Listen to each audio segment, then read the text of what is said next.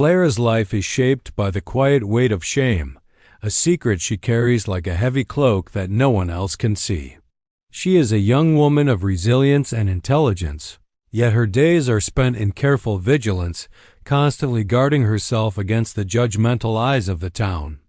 Clara lives with her mother, who is frail and often ill, and the responsibility of caring for her has fallen almost entirely on Clara's shoulders.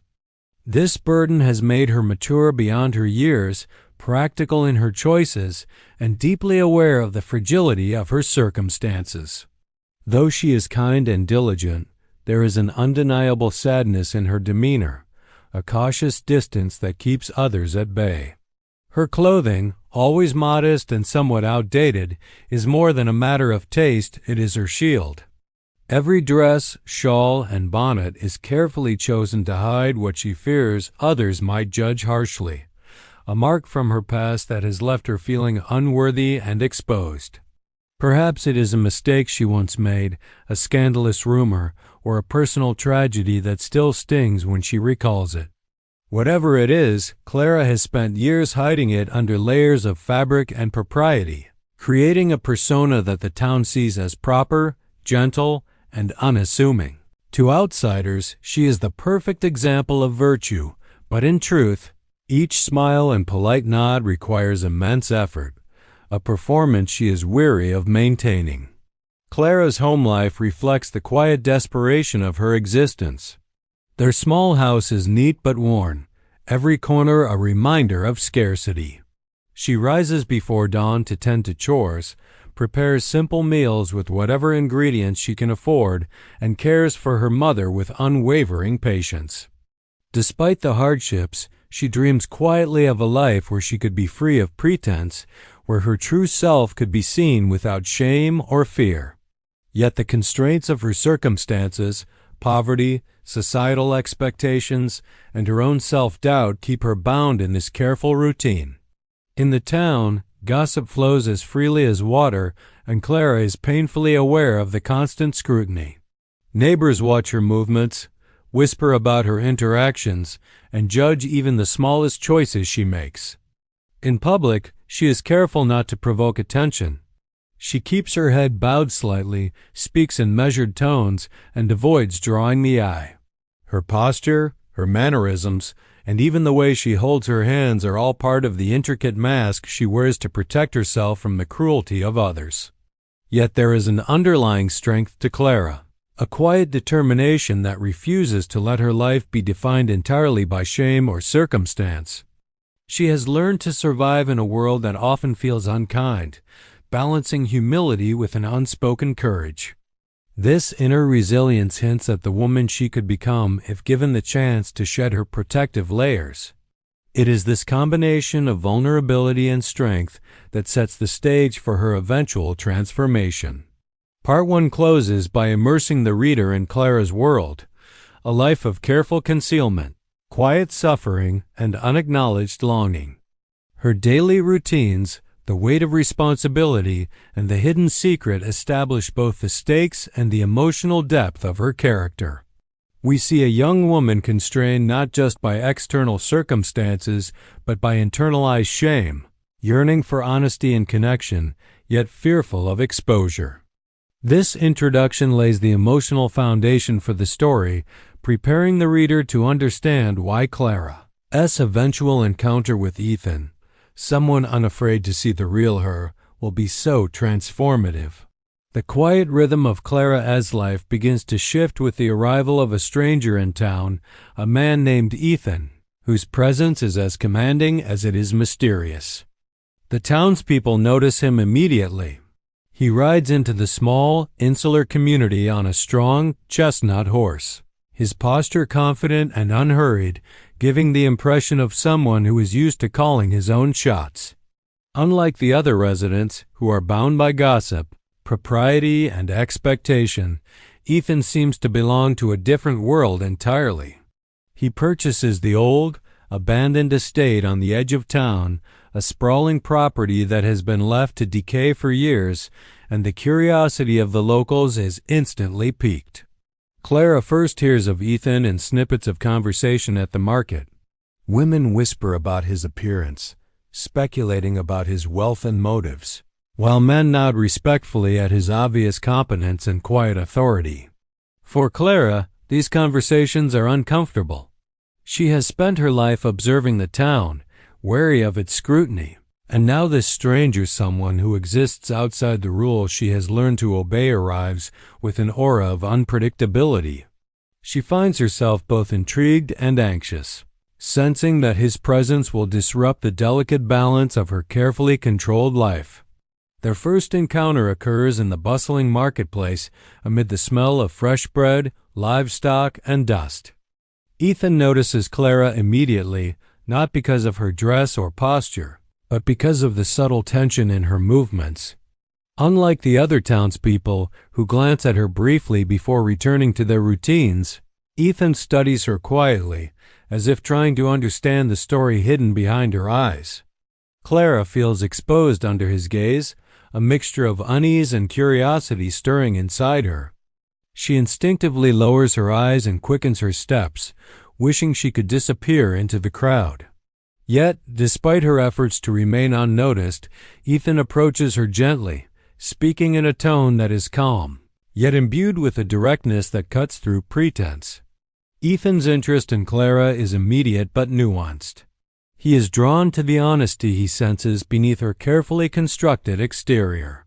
While most people are satisfied with appearances, he seeks the truth of a person, the emotions they conceal, the stories they hesitate to tell. For Clara, who has spent years hiding her shame, his attention is both thrilling and terrifying. He asks questions with curiosity rather than judgment, notices her hesitations, and respects her boundaries in a way the townspeople never have. For the first time, Clara experiences someone seeing her as more than the sum of her clothes, her routines, or her reputation. At the same time, the town reacts to Ethan's arrival with a mixture of fascination and suspicion. Rumors spread quickly. Some suggest he is escaping a troubled past, others that he intends to rebuild the estate into something grand. Clara observes the town's gossip warily, recognizing how easily lives can be twisted by rumor. She also notices that, unlike the townspeople, Ethan does not concern himself with appearances or social expectations. This contrast fascinates her and plants the seed of hope that there might be a space where she can be herself without fear. By the end of this part, the story establishes the dynamic between Clara and Ethan. He represents honesty, openness, and freedom from societal constraints, while Clara embodies caution, concealment, and the weight of shame. Their initial interactions are small, subtle, yet charged with potential. The reader begins to sense the tension between Clara's fear of exposure and Ethan's desire for authenticity, a tension that will drive their relationship forward and challenge the barriers Clara has constructed around herself. After their first cautious encounter at the marketplace, Clara finds herself thinking about Ethan more than she wants to admit. He lingers in her mind not because of charm or looks alone, but because he seems different from everyone else in the town, a man who notices, understands, and respects without judgment. For someone like Clara, who has spent years concealing her true self beneath layers of modesty and propriety, this attention is both comforting and unnerving. She is deeply wary of trust, yet she senses an unspoken safety in Ethan's presence. Their interactions begin to increase, mostly by chance in ordinary places, at the market, along the riverbank, or while she tends to her daily chores. At first, their conversations are brief and cautious. Ethan asks gentle, straightforward questions, and Clara gives measured responses, careful not to reveal too much. Yet even in these small exchanges, she feels a growing ease around him. There is no expectation to perform or to impress, no judgment lurking behind polite words. His manner is casual yet observant. He notices the way her hands tremble slightly when she speaks about her mother, the careful precision in the way she organizes her daily life, and the glimmers of intelligence and wit that she rarely shows others. Ethan, for his part, is intrigued not by the image Clara presents to the town, but by the hints of her true self. He recognizes her restraint as a shield, a carefully constructed barrier against a world that has likely disappointed her. Unlike the townspeople, who accept appearances at face value, Ethan wants to understand what lies beneath them. He sees her vulnerability as something not to exploit, but to respect, a stark contrast to the judgment and gossip that have defined her life. This distinction draws Clara toward him, even as her fear of exposure causes her to step back repeatedly. There is a subtle, almost magnetic tension building between them. Each encounter carries small, meaningful gestures, a shared smile over a joke, a quiet word of reassurance, a look that lingers a fraction too long to be purely casual. Clara begins to feel that her carefully maintained walls might not be entirely necessary around Ethan. She finds herself letting down minor defenses, speaking slightly more openly, laughing a bit more freely, and allowing herself brief moments of lightheartedness. These are the first sparks of a deeper connection, tender and fragile, yet powerful enough to unsettle the rhythms of her life. Meanwhile, the town continues its undercurrent of gossip, but its effect on Clara is somewhat muted by her growing interactions with Ethan.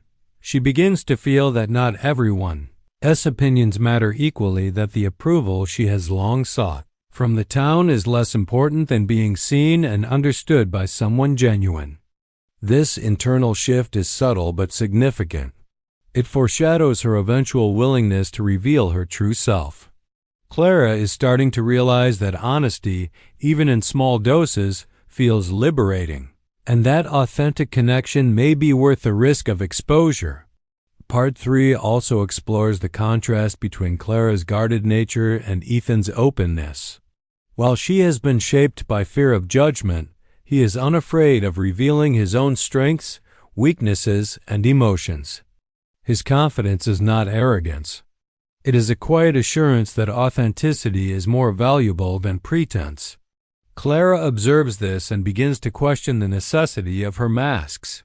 These small sparks of connection gestures, conversations, and shared silences plant the seeds of trust and emotional intimacy, setting the foundation for the transformative moments to come. By the end of this section, the story has firmly established the emotional dynamic between Clara and Ethan, a cautious but growing bond that challenges her habitual concealment, nudges her toward vulnerability, and hints at the profound influence he will have on her journey toward self-acceptance. These moments are delicate, yet charged with potential, marking the beginning of a slow unraveling of the walls she has long relied upon for safety. By this point in the story, Clara's initial wariness has begun to give way to a fragile trust. Her interactions with Ethan have grown more frequent and meaningful, and she starts noticing an unfamiliar sense of ease when he is near. Yet, beneath this growing comfort lies a persistent fear that revealing even the smallest truth about herself will lead to rejection. For Clara, vulnerability is both terrifying and necessary, and she begins to realize that the walls she has relied on for protection are becoming more burdensome than helpful. The story shows this shift through Clara's small, involuntary actions. Perhaps while helping Ethan at his estate carrying supplies or cleaning up the dusty interior of the old mansion, her hand shakes slightly, or her gaze falters when he asks a personal question. These fleeting moments of hesitation are not lost on Ethan, who has grown attuned to the subtleties of her demeanor. He notices the glimmer of uncertainty in her eyes, the way she hesitates before speaking, and the small sighs she emits when she thinks no one is paying attention. These are the cracks in her armor, the first signs that her carefully constructed mask is beginning to slip. Ethan's approach is gentle but persistent. Unlike the townspeople, who would mock or judge, he responds to her vulnerability with patience and understanding. He does not push her, but he does not allow her to retreat entirely either. When Clara hesitates or withdraws, he asks questions that encourage reflection rather than defensiveness. For instance, He might comment on a detail of her past work, gently probing for more insight, or offer observations about her emotional state without judgment. Through these interactions, Clara begins to see that honesty can coexist with safety, that revealing parts of herself does not automatically invite scorn or ridicule. At the same time, the story explores Clara's internal struggle in depth. She battles the ingrained fear that her past shame defines her, that her mistakes or secrets will make her unworthy of connection or affection. This internal conflict is portrayed vividly in her thoughts. Moments of self-reproach, doubts about whether she can ever be accepted, and flashbacks to experiences that made her wary of trust. Yet, interwoven with these fears is a growing curiosity, an almost imperceptible desire to see what it would feel like to be fully known, to shed the layers of pretense she has relied on for so long. The dynamics of her interactions with Ethan begin to shift. Where once she was guarded, she now allows brief glimpses of her true self, a laugh that is slightly more unrestrained, a comment revealing a personal opinion, or a small admission of her struggles. These moments are risky for her, yet each one strengthens the bond between them.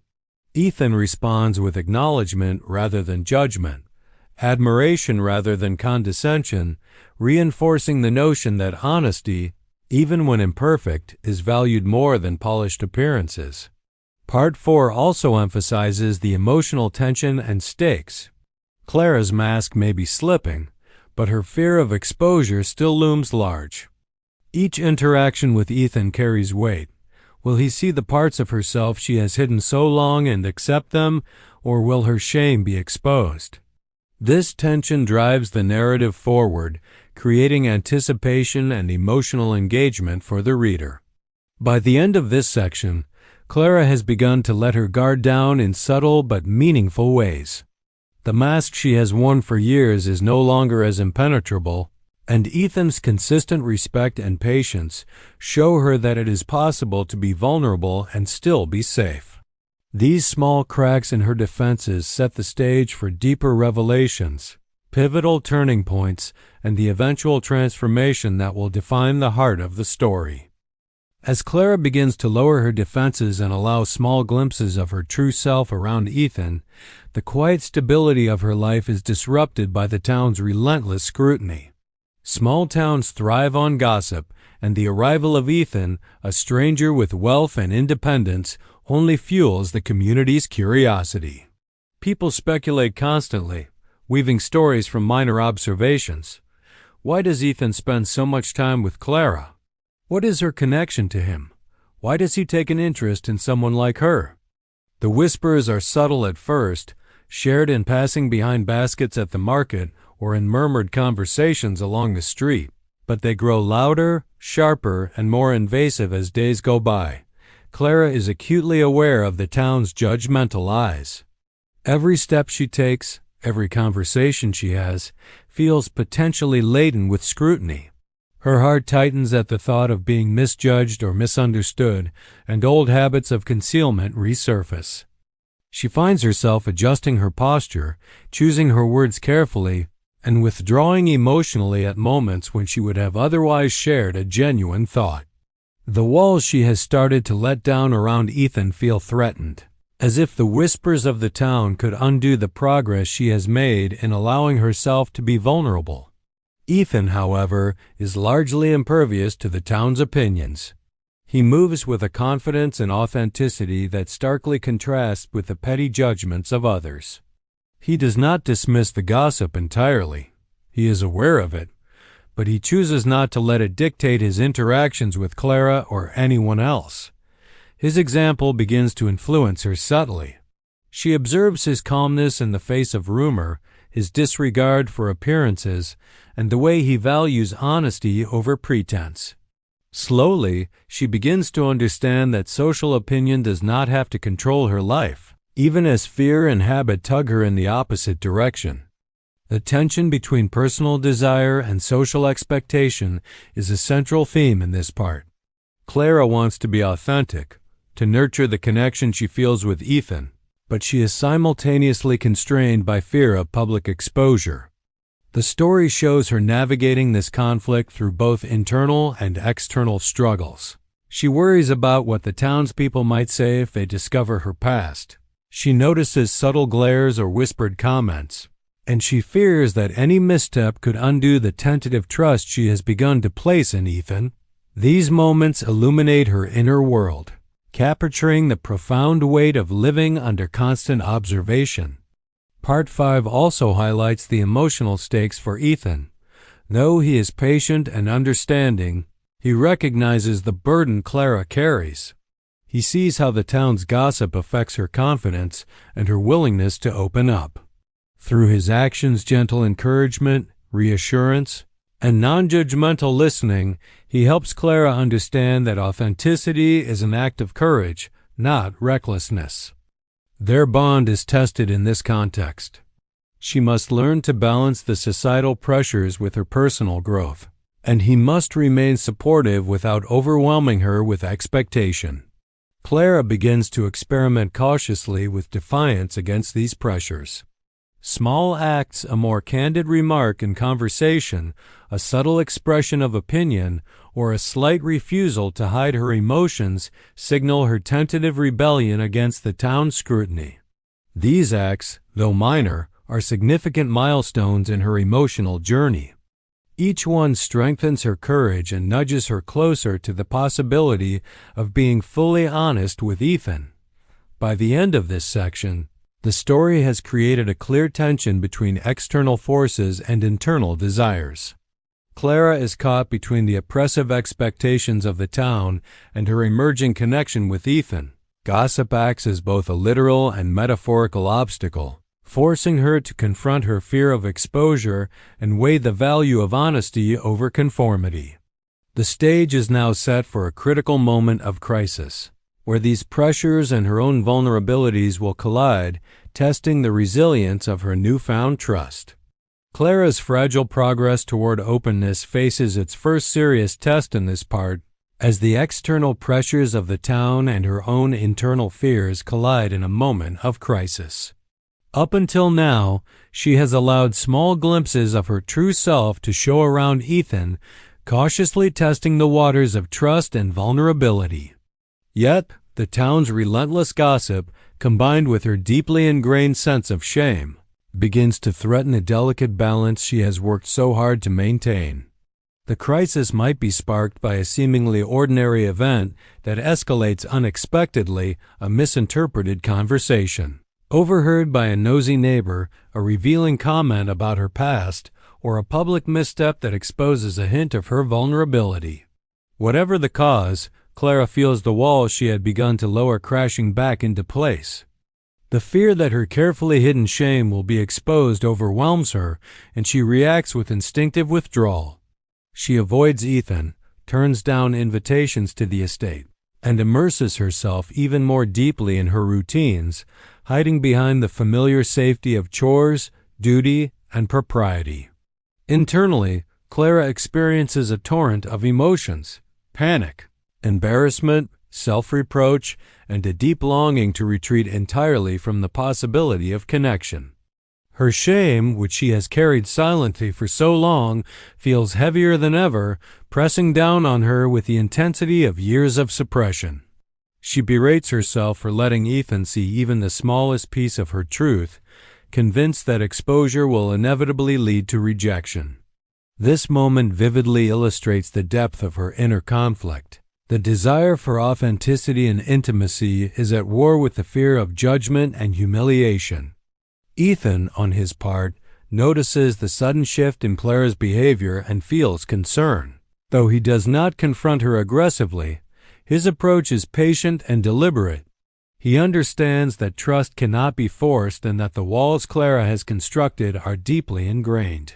He gives her space initially but makes his presence felt in subtle ways through small acts of kindness, thoughtful gestures, and gentle reminders that he values her honesty, not her appearance. His consistent calmness and acceptance contrast sharply with the chaos Clara feels, reinforcing the possibility that she can be vulnerable safely. This moment also deepens the story's exploration of trust. Clara is faced with a choice: retreat fully into her shell, allowing fear and shame to dictate her life, or risk exposure and emotional intimacy by confronting her feelings and the situation honestly.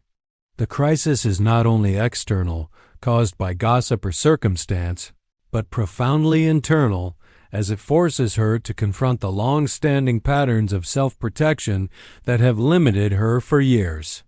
The tension here is palpable, creating suspense and engaging the reader emotionally as they see the stakes of her internal and external struggles. As the narrative unfolds, Clara begins to recognize that avoidance will not solve her problems. The estate, the stranger who has become a source of intrigue and potential trust, and the simmering tension with the town all converge to push her toward a critical decision point. Her moment of crisis becomes a turning point in her character arc, the first instance where the P of the moment of crisis blir the minnevintin spamaman fama, the Peter arcter arcfinema, cur the Danish manfers of the amendment of crisis becomes a turning point in her crisis becomes a turning point in her character. Story makes it clear that transformation is possible, but only if she takes the risk of facing her fears head on. By the end of this part, Clara remains emotionally shaken but poised on the brink of change. The crisis has exposed both the depth of her vulnerability and the potential strength within her to embrace honesty. This section sets the stage for the story's pivotal turning point in the next part, where Ethan will confront her with compassion and insistence, urging her to shed the mask entirely and embrace authenticity, thereby setting the emotional climax in motion. Marks the emotional climax of the story's first major arc, the turning point where Clara faces the choice between continued concealment and the risk of vulnerability. Her earlier attempts at openness have been tentative small gestures, fleeting admissions, and cautious smiles, but the moment of crisis from Part 6 has intensified both her fear and her need for genuine connection. It is in this part that Ethan moves from being a passive presence in her life to an active catalyst for change, challenging Clara to confront her shame directly. The scene often unfolds at Ethan's estate, a space that has become neutral territory for Clara.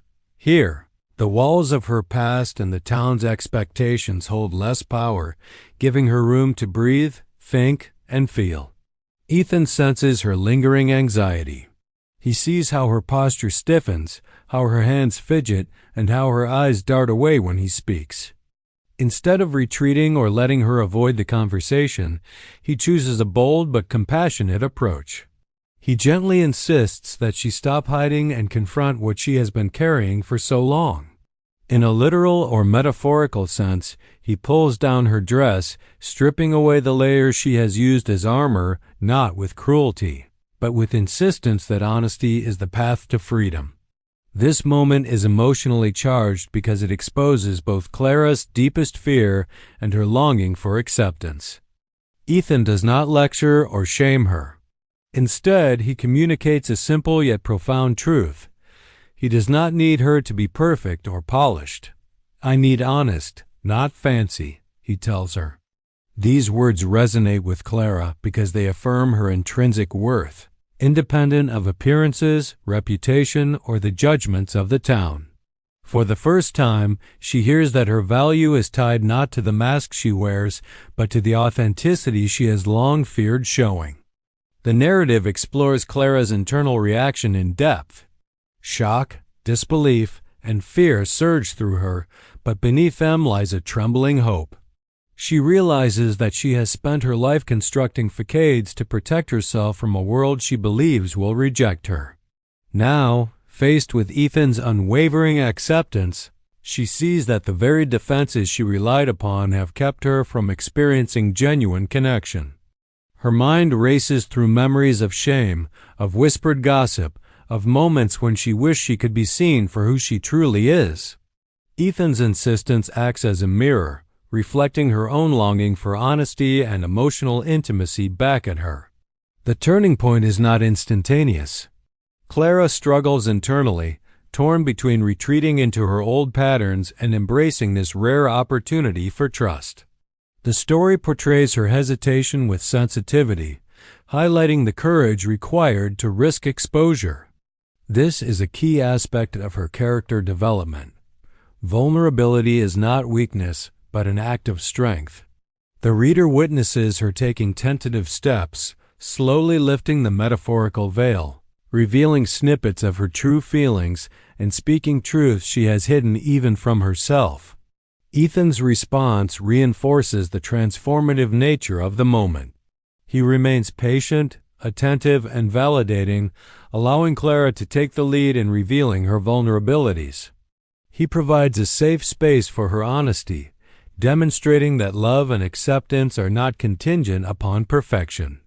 This interplay cements the foundation of trust between them, showing that real connection emerges when masks are removed and emotions are allowed to surface authentically.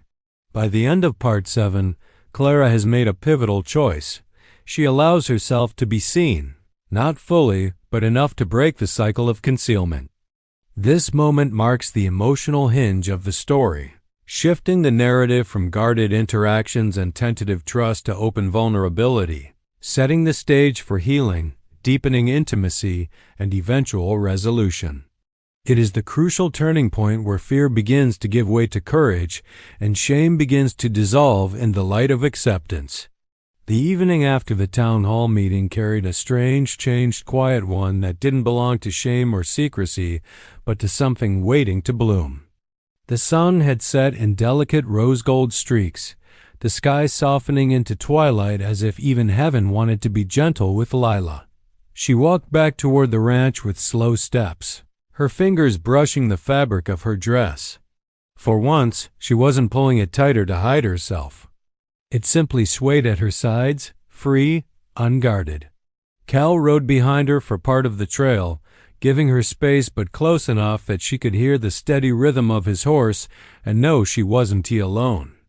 When they reached the fence line, she stopped, turning to look at him. His silhouette was broad, steady, familiar, everything he had been for her long before she realized it. "You don't need to walk behind me like I'm glass," she said, voice gentle.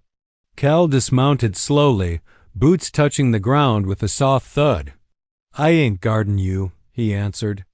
"I'm just here," she nodded, feeling a warmth press behind her eyes. "I don't know what happens now." "Then let's figure it out together," he said simply. Inside the barn, the lantern light glowed warm against the wood, casting shadows that danced around them. Lila ran her hand along the smooth saddle leather, grounding herself. So much had changed in a single day. Her secret, her crooked shoulder, her twisted clavicle, was no longer hidden beneath fabric. People had seen. No one had gasped. No one had cursed her. The world hadn't ended. But her heart still trembled, unsure how to exist without fear. Cal stepped closer, but not too close. He always left room for her to choose. "You were braver than anyone in that room," he said. "I hope you know that." She let out a shaky laugh. "I was terrified. Bravery ain't the absence of fear. It's doing it anyway." Lila looked up at him then, really looked. The kindness in his eyes wasn't soft, it was strong, the kind of steady gentleness forged only by a man who had carried his own share of burdens. She remembered how he had once confessed that people expected him to be perfect because his father had been Boone Ridge's legend, and how he had whispered that he was tired of being the man everyone imagined instead of the one he truly was. "Cal," she started, voice thin. He waited. "All my life, I thought if anyone saw the truth of me, they'd look away." Her breath shook. "And today, when I showed them, I felt like part of me died. But another part," she touched her chest. "Another part finally took a breath." Cal's eyes softened. "That's the part I've been waiting to meet." She blinked fast, overwhelmed by the sincerity in his tone. "Why? I'm not—" "Don't." The word was quiet, but firm. He stepped closer, slow, giving her time to move away. She didn't. He cupped her cheek gently with one hand. Lila, the woman you think you are and the woman I see, they ain't the same. You see scars. I see strength. You see crooked. I see someone life tried to break who refused to stay broken. Her throat tightened. I don't know how to believe that. Then lean on me till you can. The barn filled with a hush that wasn't silence but understanding. Lila felt something inside her beginning to uncoil, something she'd kept locked for years. She leaned forward not much, just enough that her forehead rested against his chest. His arms came around her slowly, carefully, holding her as though she were precious, not fragile. For the first time, she let him. For the first time, she believed she might deserve to. And as Cal exhaled softly and rested his chin atop her hair, she realized the truth. He wasn't trying to fix her. He was trying to love her exactly as she was. That was the night her shame stopped being her master. That was the night the truth finally breathed. The next morning rose warm and bright, the kind of sunlit beginning that made even the dust motes dancing in the air feel hopeful. Lila woke before the roosters crow, her heart oddly light.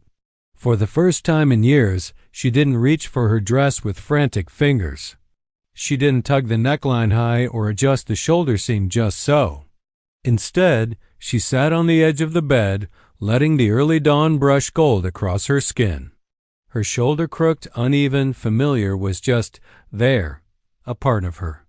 Not an enemy, she exhaled. Today she would not hide. When she stepped outside the bunkhouse, Cal was already waiting by the corral fence. He didn't say anything at first, he just watched her with that quiet focus he always carried. But there was something new in his eyes, pride. You ready? He asked. Lila hesitated. For what? For livin' honest. Those two words sent a soft tremor through her chest, not of fear, but of anticipation. Cal had planned the whole morning.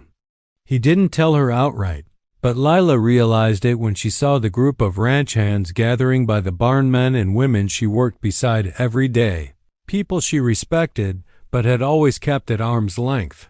They were talking casually, sipping coffee, unaware of the purpose Cal had in mind. Cal? Lila froze. Cal. He turned to her immediately as if he'd expected nerves. I ain't throwing you to the wolves, he assured her. Just think it's time they see you how I see you. Her stomach nodded. I don't think I can. Yes, you can, he said softly. Because you did it yesterday. And because you ain't standing alone. He offered his hand. Not forcing, just offering. Lila looked down at it for a long moment. Yesterday she had let him hold her in the barn, let herself be vulnerable in a way she never had. Today felt different, bigger, exposed. But she remembered the moment her forehead had rested against his chest, how the world hadn't fallen apart, how something inside her had clicked into place. So she slid her hand into his fingers wrapped around hers with a warm, grounding steadiness. Together, they walked toward the others. The ranch hands turned as they approached. A few tilted their heads, curious. Lila felt the old panic rising, the instinct to pull her dress up, to hide behind her hair, to shrink herself small enough to disappear. But Cal gently squeezed her hand. Just once, just enough. Morning, he called out. A chorus of greetings met them. Lila felt every gaze pass over her, not harsh, not judgmental, just normal. People she had known for months, folks who had eaten beside her, laughed with her, respected her work. And suddenly she wondered how many years she had lost believing she wasn't worthy of that. Cal cleared his throat slightly. There's something I want to say. Lila stiffened, but he didn't look at her. His gaze swept over his crew. Layla's been doing the work of 3 people since she arrived, he said. And she did it while carrying something heavy. Something nobody should carry alone. The ranch hands nodded, listening. And yesterday, Cal continued, she chose honesty over fear. That kind of courage is the strongest thing I've ever seen on Boone Ridge. Layla looked down, cheeks warming, But when she lifted her gaze again, she found nothing but respect staring back at her. No pity, no shock, no whispering, just respect. Clara, one of the older ranch women, stepped forward first. "Takes guts to be honest, sweetheart," she said with a gentle smile. "We all got things we hide. Yours just showed sooner. One by one, others nodded." Layla's throat tightened. Tears burned her eyes, but not from shame. This time, it was relief. Pure, overwhelming relief. She stood taller than she ever had. Later, when the crowd dispersed and she and Cal were alone by the fence, she turned to him. "You did that for me?" "No," he said softly. "I only opened the door. You're the one who walked through." Leila looked out at the land stretching golden under the sun. For the first time in her life, she felt like she belonged to the world, not hidden from it. "I think," she murmured, "I'm finally learning how to live." Cal smiled gently. "Good, because tomorrow, you ain't hiding ever again." And for the first time, she believed him. The evening came slow and sweet, draping the ranch in a warm amber glow. After the long day one filled with new breaths, new freedoms, and a kind of quiet courage she never knew she had, Lila found herself standing at the edge of the pasture. The sky burned orange and purple, a sunset beautiful enough to make the whole world look softened. She hugged her arms lightly around herself, not out of fear this time, but because the moment felt too big, too full.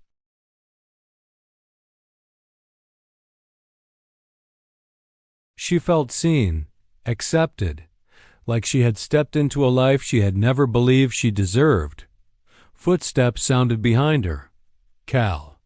She didn't turn right away.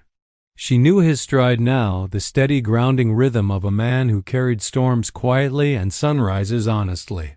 "You ran off quick," he said in that low, warm voice of his, not accusing, just noticing.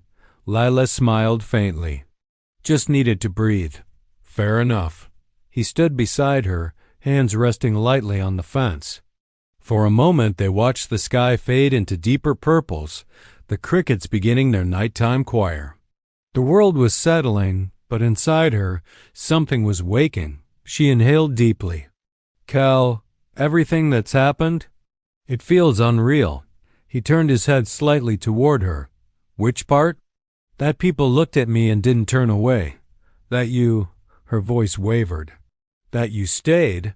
Cal faced her fully now, leaning one shoulder against the fence. "Lila, I didn't just stay. I chose you. Long before you ever showed me your shoulder. Long before you believed you could choose yourself." The words struck something deep, something still tender.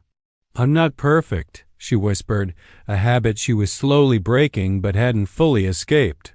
"Good," he said instantly, a soft smile touching his lips. "If you were perfect, I wouldn't stand a chance." A surprised laugh escaped her, genuine, unburdened. Cal stepped closer, not crowding her, just narrowing the space between them until she could feel the warmth radiating from him. "Tell me something, Lila. Has anyone ever loved you honest before?" She swallowed. "No." "Has anyone ever loved you without a skin you to hide?" "No," she whispered again. Cal reached out, slow, giving her time to stop him. She didn't.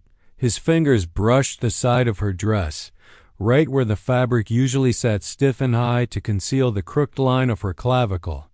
Only tonight, it wasn't tied that way. She hadn't cinched it up. She hadn't pulled it tight. He noticed. His voice dropped to a gentle murmur. "You're not hiding from me now." She shook her head. "I don't want to." Cal's palm cupped her jaw, warm and steady. "Good, because I don't want fancy. I don't want pretend. I want you, the honest version. The one standing right here." Her breath hitched. She felt the last pieces of fear, those stubborn fragments of shame, begin to crumble. "When I first met you," she whispered, "I thought you saw my flaw." Cal leaned in just enough that their foreheads almost touched. "I didn't see a flaw," he murmured. "I saw a woman holding herself together with pure will. And I thought, If she ever lets herself be held instead, she'll be unstoppable. The tears came then, soft and quiet, rolling down her cheeks. Not from sorrow, but from release.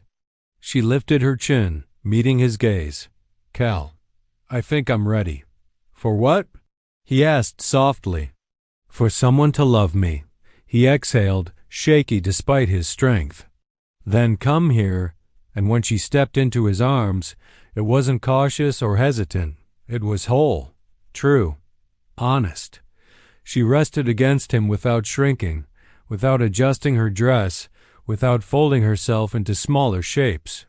For the first time, she allowed herself to fit exactly as she was. Cal wrapped her close, not to shield her, but to share the space she was finally claiming. He rested his lips against her temple, breathing her in like she was something sacred. You're safe, he whispered. You're loved. And you're mine, if you want to be. Lila closed her eyes, letting warmth fill every broken place inside her. I want to be, she whispered. The last light of the sunset faded behind them, but the night felt anything but dark, because she had stepped into a life where nothing needed hiding, and into the arms of a man who would never ask her to.